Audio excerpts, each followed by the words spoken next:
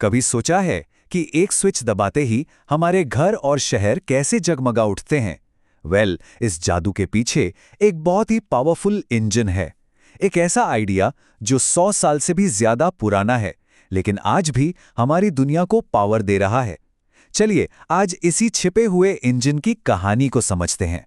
तो सवाल यही है, एक इतने बड़े विशाल इंडस्ट्रियल प्लांट की ताकत हमारे घरों में जलने वाली एक छोटी सी लाइट में कैसे बदल जाती है? ये कोई मैजिक नहीं, बल्कि इंजीनियरिंग का एक शानदार कमाल है। और आज हम इसी कमाल की इंजीनियरिंग को समझने वाले हैं। तो चलिए किसी भी बड़ी चीज की तरह इसकी भी शुरुआत बिल्कुल बेसिक से करते हैं कि आखिर ये सब शुरू कहां से होता है। देखिए, इतने बड़े बड़े पावर प्लांट्स के दुल में सच पूछिए तो बस एक ही चीज है, गर्मी। जी हाँ, हीट।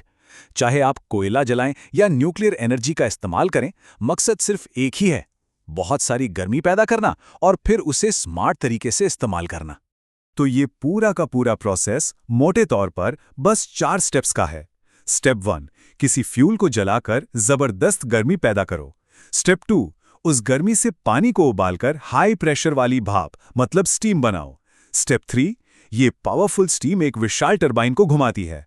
और फाइनली स्टेप 4, ये घूमता हुआ टरबाइन एक जनरेटर से जुड़कर बिजली बना देता है। सिंपल। लेकिन रुकिए, कहानी यहां खत्म नहीं होती। अगर ये प्रोसेस बस इतना ही होता तो ये बहुत ज़्यादा एफिशिएंट नहीं होता। इन प्लांट्स के काम करने के तरीके में एक बहुत ही स्मार्ट सीक्रेट छिपा हुआ है। तो सवाल ये उठता है कि टरबाइन घुमाने के बाद उस भाप का क्या होता है? क्या उसे बस ऐसे ही हवा में छोड़ देते हैं? नहीं, बिल्कुल नहीं। और यहीं पर इस सिस्टम की असली स्मार्टनेस सामने आती है। ये कोई वन वे स्ट्रीट नहीं है, बल्कि एक कभी न खत्म होने वाला चक्र है। और इसी शानदार चक्र का नाम है रैंकिन साइकिल।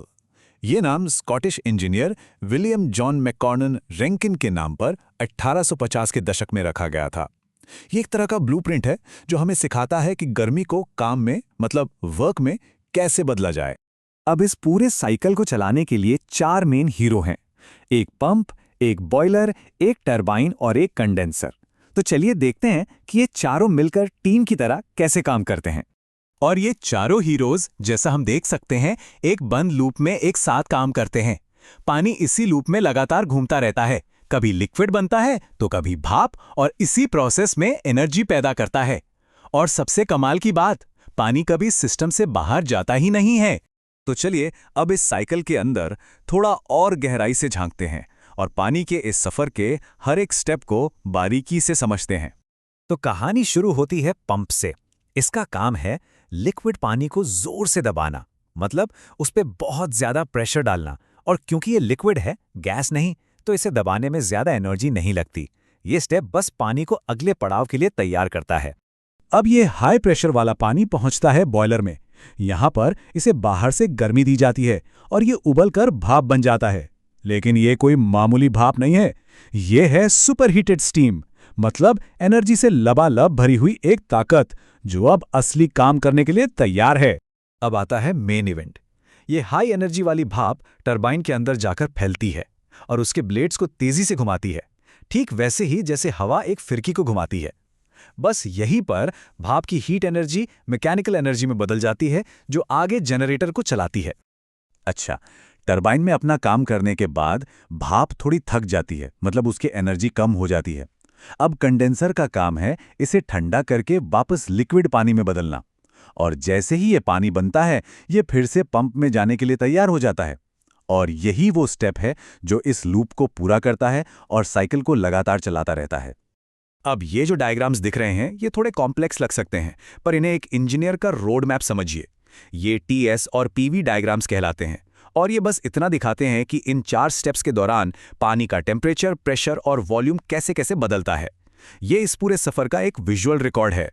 तो अभी तक हमने जो भी समझा वो एक परफेक्ट मतलब आइडियल दुनिया की बात थी।